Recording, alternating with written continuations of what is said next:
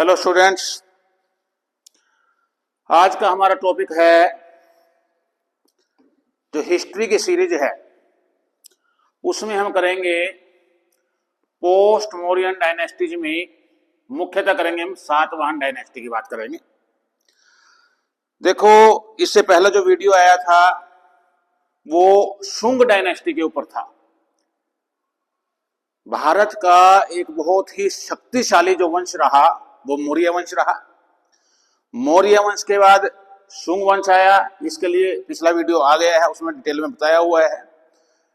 लेकिन जब मौर्य वंश का पतन हुआ उसके बाद ऐसा नहीं हम कह सकते कि एक ही वंश का शासन रहा। मौर्य वंश बहुत शक्तिशाली शासन था। उसके बाद जो है अलग अलग क्षेत्र में अलग अलग राजाओं का शासन हुआ। तो शुंग वंश हम कर चुके हैं। शुंग वंश के बाद जो है जो मुख्य मगध का क्षेत्र है वहां एक डायनेस्टी आई थी, कण्व वंश। बड़ा कम समय के लिए शासन रहा, 45 साल के आसपास लगभग। ज्यादा इतिहास में इसका वर्णन नहीं मिलता। फिर मुख्य जो वंश रहा मौर्य वंश के बाद या शुंग वंश के बाद कहिए, उसके बाद शुंग वंश के बाद तो ये सातवाहन डायनेस्टी रही। और जो कलिंग का क्षेत्र था वहां एक और वंश हुआ, चेदी डायनेस्टी हुई। इसके साथ साथ एक और वंश हुआ था इक्ष्वाकु वंश। उनके बारे में आज हम बात करेंगे। और सबसे इंपॉर्टेंट हम जो करेंगे वो सातवाहन वंश की बात करेंगे कि ये मुख्य वंश था शुंग वंश के बाद। देखो, सातवाहन वंश था दक्षिण में, यहां कण्व वंश आ गया था। जो कलिंग का क्षेत्र था यहां चेदी वंश था। और जो ये नॉर्थ वेस्ट है यहां कुछ ग्रीक राजा हुए हैं, उनका शासन था। इंडो ग्रीक किंग्स, यहां उनका शासन था। तो अलग अलग क्षेत्र में अलग अलग जो है राजा हो गए, अलग अलग साम्राज्य बनने शुरू हो गए। इंडो सीथियन, ये जो शक है, शक का नाम सुना होगा, आज भी जिक्र आएगा, शक वंश था। तो वहां इनका शासन था। ये जो केव दिखाई गई है, ये गुफा, ये सातवाहन डायनेस्टी जो थी उन्हीं के समय में बनी। ये पुणे के पास एक स्थान है कारले, वहां की गुफा ये दिखाई गई है। तो अब हम थोड़ा सा डिटेल में करते हैं। तो कण्व वंश आया शुंग वंश के बाद। कुछ लिमिटेड से क्षेत्र में ही था, शासन बड़ा कम था। 73 बीसी से 28 बीसी, कहीं कहीं ये डेट थोड़ा सा 72 हो सकता है, थोड़ा सा अंतर हो सकता है। तो लगभग 45 साल इनका शासन रहा। इनकी कैपिटल भी पाटलिपुत्र थी और बाद में विदिशा भी रही। तो इन 73 BC Devabhuti the last ruler of Shunga dynasty. Shunga जो डायनेस्टी थी उसका पहला शासक कौन था? पुष्यमित्र शुंग, जिसने मौर्य वंश का जो अंतिम शासक था बृहद्रथ, उसकी हत्या करके नया वंश चलाया था। अब शुंग वंश का जो अंतिम शासक था Devabhuti, he was murdered by his minister. उसका एक मंत्री था वासुदेव, ये भी ब्राह्मण था। इसने उसकी हत्या की और एक नया वंश चला दिया। कौन सा वंश? कण्व वंश। बहुत ज्यादा कुछ वर्णन नहीं मिलता। 4 राजा हुए हैं इस वंश में मुख्यतः। फाउंडर कौन थे? वसुदेव, उसके बाद भूमिमित्र, नारायण और सुशर्मन। सुशर्मन लास्ट कण्व रूलर था। ये एक ब्राह्मण डायनेस्टी थी। Period of Kanva rule came to an end 28 BC में ये वंश खत्म हो गया। Satavahana king defeated Susharman. सुशर्मन जो अंतिम शासक था इस वंश का, उसको सातवाहन वंश के किसी राजा ने हराया। किस राजा ने हराया इसके बारे में इतिहासकारों के मतभेद है, कोई स्पष्ट नहीं है।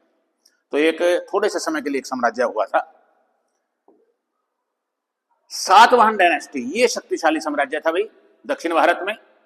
60 बीसी टू 225 एडी, 60 ईसा पूर्व से 225 ईस्वी तक, यानी 285 साल इनका शासन रहा।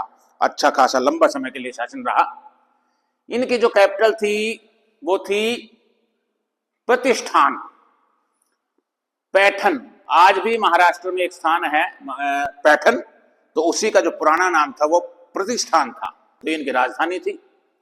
Most important of native successor of Maurya वंश का जो उत्तराधिकारी कहे गए, हालांकि शुंग वंश भी आया लेकिन जो इंपॉर्टेंट कहे गए वो कौन कहे गए? सातवाहन डायनेस्टी को कहा गया है, खासकर डेक्कन में, दक्षिण भारत में और सेंट्रल इंडिया में भी। पहले दक्षिण भारत में थे, लेकिन धीरे धीरे इन्होंने जैसे कनम वंश को भी हरा दिया, तो ये सेंट्रल इसमें इंडिया में भी इनका शासन शुरू हो गया। They are considered to be identical with Andhras who were mentioned in Purana. जो हमारे पुराण हैं, 18 पुराण हैं हमारे कहे गए हैं हिंदू धर्म के अनुसार। इस पे भी मैंने एक वीडियो बनाया हुआ है कि श्रुति क्या है, स्मृति क्या है। हमारी स्मृति जो साहित्य है उसमें पुराण आते हैं, तो उन पुराणों में भी एक वंश का जिक्र है, आंध्र वंश का। वो आंध्र वंश जो पुराणों में कहा गया है वो यही सातवाहन वंश ही है। देखो, अगर आपको वीडियो अच्छे लगते हैं तो उनको लाइक किया कीजिए, शेयर करो, कमेंट करो, और चैनल सब्सक्राइब नहीं किया तो आपसे रिक्वेस्ट है कि इसको सब्सक्राइब जरूर कीजिए। अब इस वंश में, सातवाहन वंश में, एक तो इसका नाम सातवाहन जो है, इसके बारे में भी इतिहासकारों का मत है कि शायद ये अपने आप को सूर्य से जोड़ते थे, सूर्यवंशी कहते थे, क्योंकि सूर्य को भी अब तो हम समझते हैं कि नहीं, उस समय भगवान समझा जाता था, और ऐसा माना जाता था कि सूर्य भगवान का जो रथ है उसमें 7 घोड़े हैं, तो इस तरह से हो सकता है वहां से नाम लिया गया हो। तो इसमें 30 शासक हुए। हम 9 मुख्य शासकों का जिक्र करेंगे। तो सबसे पहला जो शासक था इसका, वो था Simuk, founder of Satavahana dynasty. इसका संस्थापक था, इसने ही ये वंश चलाया। Mention in Satavahana inscription at Nanaghat near Pune. देखो, उस समय की जानकारी कैसे मिलती है हमें? कहीं कहीं बहुत से शिलालेख मिलते हैं, चट्टानों पे, शिलाओं पे कुछ लिखा हुआ है, उनसे हमें, वो प्रमाण है, उनसे हमें पता चलता है। तो पुणे के पास एक नानाघाट शिलालेख है, वहां पे वर्णन मिलता है सिमुक का, कि ये इसका फाउंडर था, सातवाहन डायनेस्टी का पहला शासक था। दूसरा शासक था इसका कान्हा, कृष्ण भी कहा गया उनको, ब्रदर ऑफ सिमुक, ये सिमुक का भाई था। His existence is confirmed by an inscription in cave 19 of the Nashik caves। Nashik जो स्थान है वहां गुफाएं बनी हुई है, टोटल 24 गुफाएं हैं। उन गुफाओं के नंबर दिए गए हैं, तो जो 19वीं गुफा है उसमें इनका वर्णन मिलता है कि ये सातवाहन वंश के शासक थे। तीसरे शासक हुए सतकर्णी फर्स्ट, थर्ड रूलर थे वही, सन ऑफ सिमुक, सिमुक के बेटे थे। यानी हो सकता है सतकर्णी फर्स्ट पहले छोटा था, सिमुक के बाद जब ये राजा बना कान्हा, तो कान्हा वास्तव में सतकर्णी फर्स्ट का ही प्रतिनिधि के रूप में कार्य किया इसने, क्योंकि ये राजवंश हुआ करते थे, राजा का बेटा ही राजा बनता था। तो सिमुक का बेटा सतकर्णी फर्स्ट को राजा बनना था, लेकिन कुछ समय के लिए कान्हा ने जो शासन किया वो सतकर्णी फर्स्ट के ही प्रतिनिधि के रूप में कार्य किया। तो तीसरे शासक बने भाई। Red it's power through conquest, बहुत सी इन्होंने युद्ध में जीत प्राप्त की, अपने साम्राज्य का विस्तार किया। War with Kalinga king Kharavela, Kalinga का एक राजा हुआ खारवेल, अभी हम पढ़ेंगे, जो चैदी वंश पढ़ेंगे, उनके साथ एक युद्ध का वर्णन है। अब इसमें अलग अलग मत है। कुछ इतिहासकार कहते हैं कि खारवेल ने सतकर्णी फर्स्ट को हराया था, कुछ कहते हैं कि इनका युद्ध वास्तव में हुआ ही नहीं, सतकर्णी फर्स्ट ने जो है संधि कर ली थी, अपने राज्य में से उनको जाने दिया था, उनकी सेना कहीं और जा रही थी। तो एक युद्ध का वर्णन है, लेकिन कौन उसमें जीता कौन हारा, इसमें अलग अलग मतभेद है इतिहासकारों में। अच्छा, उस समय उपाधियां धारण करने का बड़ा चलन था, जैसे विक्रमादित्य की उपाधि भी बहुत से राजाओं ने धारण की थी। अभी हम जब गुप्त वंश पढ़ेंगे उसमें भी एक विक्रमादित्य थे, तब करेंगे इसके बारे में। तो इन्होंने उपाधि धारण की थी लॉर्ड ऑफ दक्षिण पथ, लॉर्ड ऑफ डेक्कन। जो दक्षिण था उसको दक्षिण पथ कहा गया, दक्षिण पथ का लॉर्ड, दक्षिण पथ का स्वामी कहिए, दक्षिण पथ का राजा कहिए, भगवान कहिए, तो दक्षिण का लॉर्ड ऑफ द डेक्कन या लॉर्ड ऑफ दक्षिण पथ, ये एक उपाधि धारण की। अश्वमेध यज्ञ, ब्राह्मण डायनेस्टी थी ये भी, अश्वमेध यज्ञ किया, राजसूय का भी वर्णन मिलता है। Inscription at Nanaghat by his queen Naganika और नयनिका। नानाघाट में ही जो शिलालेख है, वहां जो रानी थी सतकर्णी फर्स्ट की, उसका नाम था नागानिका या नयनिका भी कहा गया है। तो उसके द्वारा नानाघाट का जो शिलालेख है उस पर वर्णन किया गया है अश्वमेध यज्ञ का या राज्य यज्ञ का या सतकर्णी फर्स्ट का। ये पहले 3 शासक हुए, पहले, दूसरे, तीसरे। उसके बाद हम कुछ छोड़ देते हैं, अब आते हैं हम 17वें शासक पे। ये इंपॉर्टेंट इसलिए है क्योंकि ये एक साहित्य प्रेमी थे।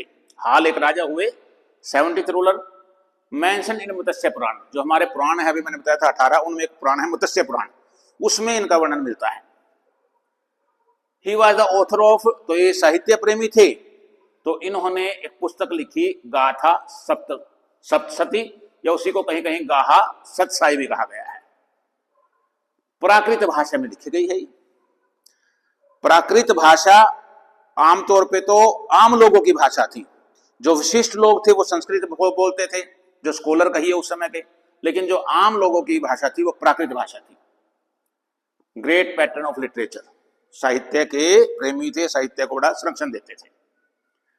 17 के बाद हम 23rd जो रूलर था उसकी बात करें। ये सबसे शक्तिशाली शासक हुआ इस वंश का। और एक विशेष बात, इनका नाम क्या है, गौतमी पुत्र सतकर्णी। ये पहला राजा था। देखिए, हमारा समाज ज्यादातर पुरुष प्रधान समाज रहा है, और हमारा ही क्यों, विश्व की अधिकांश सभ्यताएं पुरुष प्रधान ही रही है। लेकिन ये राजा था जिसने अपने नाम से पहले अपनी माता का नाम लगाना शुरू किया, तो एक ये विशेष बात है। इट वॉज गौतमी पुत्र Satakarni who revived the Satavahana power and defeated the शक क्षत्रप। अब ये शक आ गया, एक शक भी वंश था, इसके बारे में अलग से मैं वीडियो बनाऊंगा तो डिटेल में बताऊंगा। तो उसका एक शासक था नहपान, तो नहपान को इसने हराया। शक जो शब्द है, ये हमारा जो कैलेंडर है, नेशनल कैलेंडर है, वो भी हमारा शक संवत है। वो शक इसी शक जाति के नाम पे पड़ा हुआ है। हालांकि वो शुरू किया था एक कुषाण वंश के राजा कनिष्क ने, वो बाद में करेंगे जब उनसे संबंधित बात करेंगे। लेकिन ये शक जो सम्मत है वो शब्द यहीं से आया हुआ है। तो जो शक जाति, वास्तव में ये थोड़ा से खाना बदोश टाइप के लोग थे, और ये ईरान का जो क्षेत्र है वहां से आए हुए लोग थे। तो नहपान को इसने हराया था, किसने, गौतमी पुत्र सतकर्णी ने। He was the greatest Satavahana, सबसे महान शासक था।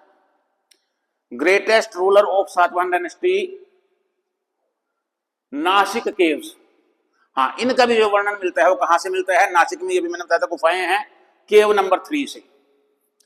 वहां इनकी जो मदर थी, इनका मदर का नाम था गौतमी बलश्री, उन्होंने वर्णन किया हुआ है। तो गौतमी बलश्री का गौतमी यहां लगाया है, गौतमी पुत्र सतकर्णी। इसके बाद जो 24वां शासक बना हुई वो था वशिष्ठी पुत्र पुलवामी। अब पुलवामी ने भी अपने नाम के आगे अपनी माता का नाम लगाया, वशिष्ठी पुत्र पुलवामी। ये गौतमी पुत्र सतकर्णी इसी का बेटा था। इसने भी एक उपाधि धारण की थी, दक्षिण पथपति, लॉर्ड ऑफ डेक्कन। और मैरीटाइम ट्रेड, इसके समय में ये अपना समुद्री व्यापार, इसका जो है जिक्र मिलता है। और शिप्स ऑन कॉइन्स, जो सिक्के इनके समय में चले, उन पे भी समुद्री जहाज की आकृति है। तो हम लोग उस समय समुद्री व्यापार इनके समय में होता था। 7वां शासक वशिष्ठी पुत्र श्री सतकर्णी, ये 25वां शासक बना। ये भी गौतमी पुत्र सतकर्णी, यानी गौतमी पुत्र सतकर्णी के 2 बेटे थे जिन्होंने शासन किया। तो पहले वशिष्ठी पुत्र पुलवामी ने किया, उसके बाद जो दूसरा बेटा था वशिष्ठी पुत्र श्री सतकर्णी, उसने शासन किया। Ruler was married to the daughter of Shaka Kshatrapa Rudradaman one, but defeated by him twice. एक तो अभी शक शासक की बात आई थी नाहपान की, किसने हराया था नाहपान को, गौतमी पुत्र सतकर्णी ने, जो सबसे शक्तिशाली शासक था इस वंश का। अब एक और शक क्षत्रप था रुद्रदमन फर्स्ट, उसके साथ युद्ध हुआ वशिष्ठी पुत्र श्री सतकर्णी का, और उसमें रुद्रदमन फर्स्ट ने इसको 2 बार हराया। लेकिन उस समय जो है युद्ध के बाद संधि भी होती थी, और जो राजाओं के संबंध बनते थे वो कई बार विवाह के कारण भी बनते थे। तो जो रुद्रदमन फर्स्ट था उसकी बेटी से इसका विवाह हुआ था, जैसे चंद्रगुप्त मौर्य का विवाह हुआ था सल्यूकस की बेटी हेलना के साथ, वो भी उनका भी युद्ध हुआ था, संधि हुई थी, फिर विवाह हो गया था। तो वशिष्ठी पुत्र श्री सतकर्णी, इनका विवाह हुआ था रुद्रदमन फर्स्ट की बेटी के साथ। रुद्रदमन फर्स्ट कौन थे? ये शक जो शासक थे, और इन्होंने इनको 2 बार हराया था। किसको? रुद्रदमन फर्स्ट ने। किसको? वशिष्ठी पुत्र सतकर्णी। 27th रूलर थे वही यज्ञ Shri Satakarni, last great ruler. ये लास्ट रूलर नहीं थे, लेकिन लास्ट ग्रेट रूलर थे, जो महान शासक थे, जिनका अच्छा प्रभाव था, उनमें 27वें थे। उसके बाद कुछ कमजोर शासक हुए, और अंतिम शासक जो 30वां शासक हुआ इस वंश का, वो था पुलुवामी IV। उसके बाद ये शासन खत्म हो गया। इस शासन का अंत किसने किया? इसमें जिक्र आता है एक वंश, आंध्र इक्ष्वाकु वंश का। आंध्र वंश तो इसी को कहा जाता है। उसके बाद एक वंश आया आंध्र इक्ष्वाकु वंश, बहुत ज्यादा चर्चा में नहीं आता, लेकिन उसने इस शासन का सातवाहन के बाद शासन उसने शुरू किया, आंध्र इक्ष्वाकु वंश।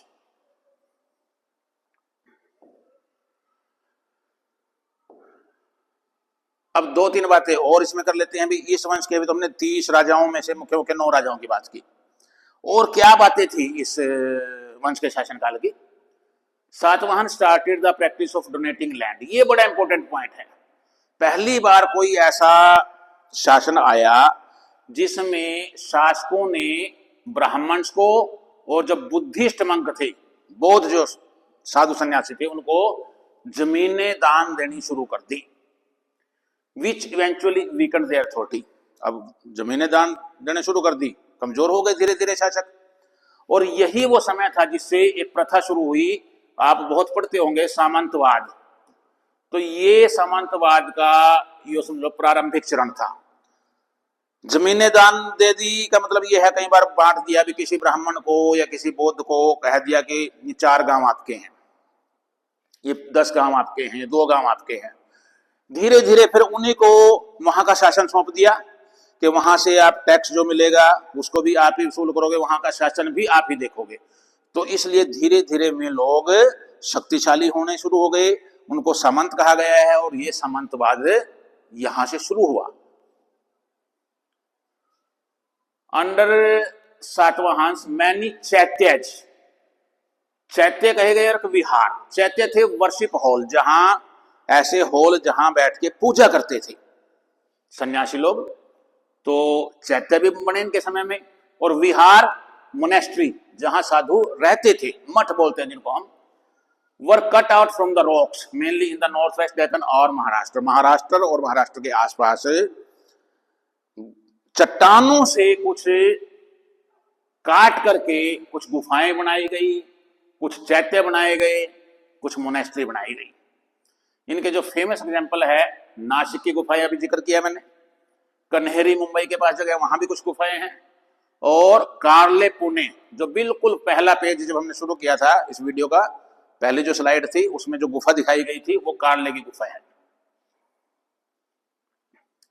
कुछ स्तूप भी बनाए गए। वही स्तूप क्या थे? बहुत बड़ी राउंड स्ट्रक्चर थी, seen scattered all around. Ellora, Ellora की भी गुफाएं हैं महाराष्ट्र में, कभी इन पे भी अलग से वीडियो बनाएंगे। Most famous of these attributed to the Satavahana period. ज्यादातर ये सातवाहन के समय में बने स्तूप। मेनली कहाँ है? अमरावती में, आंध्र प्रदेश में स्थान है। और नागार्जुन कोंडा आंध्र प्रदेश में स्थान है, यहां इनके स्तूप बने हुए हैं। हालांकि कुछ स्तूप अमरावती में, जो मैंने बताया था सातवाहन वंश के बाद जो वंश आया आंध्र इक्ष्वाकु, उनके द्वारा भी कुछ स्तूप यहां बनाए गए हैं। ऑफिशियल लैंग्वेज थी इनकी प्राकृत। और सातवाहन इन्होंने कुछ कॉइन्स, सिक्के भी चलाए, लेड के, कॉपर के, ब्रॉन्ज के, पोटिन के। पोटिन क्या होता है? साइंस के बच्चे ज्यादा जानते हैं, मिश्र धातु बोलते हैं, एलॉय बोलते हैं। मेटल प्लस मेटल से या मेटल प्लस नॉन मेटल से, मेटल में मेटल मिला के या मेटल में नॉन मेटल मिला के, धातु धातु या धातु अधातु का मिश्रण से मिश्र धातु बनती है। तो पोटिन बनता है कॉपर से, लेड से और टिन से। ऐसे ब्रॉन्ज भी एक एलॉय है। तो इनके सिक्के उस समय के मिले हैं। अब एक और वंश की बात कही थी मैंने कि जो कलिंग का क्षेत्र था, वहां एक वंश हुआ चेदी वंश। चेती वंश भी कहीं कहीं कहा गया है। और उसी का नाम महामेघवान वंश भी है। क्यों? क्योंकि इसका जो पहला शासक था वो महामेघवान था। तो चेती या चेदी या महामेघवान ये एक ही डायनेस्टी है। और ये चेदी, अगर ध्यान हो आपको, महाभारत में भी ये नाम आया है। महाभारत में चेदी नरेश शिशुपाल था, वो कृष्ण का ही, भगवान कृष्ण का ही चचेरा भाई था। और शिशुपाल की मां से वायदा किया था भगवान कृष्ण ने कि मैं इसके हाँ, ये पहले तय हो गया था कि भगवान कृष्ण के हाथों ही मृत्यु होनी है। तो शिशुपाल की मां ने बड़ी प्रार्थना की इससे, तो कृष्ण ने कहा था कि मैं इसके 100 अपराध माफ करूंगा। जिस दिन इसने 101वीं गलती की, 101वां अपराध किया, उसी दिन इसको मार दूंगा। तो वो मतलब वर्णन है, आप सब जानते भी होंगे। तो शिशुपाल वो भी चेदी नरेश था। बाकी हम चलो यहाँ की बात करते हैं। After Kalinga war a new dynasty known as Cheti और Chedi dynasty rose in Kalinga region. तो कलिंग रीजन में एक नई डायनेस्टी हुई। कब हुई? ये 1st सेंचुरी BC में। चेदी वंश।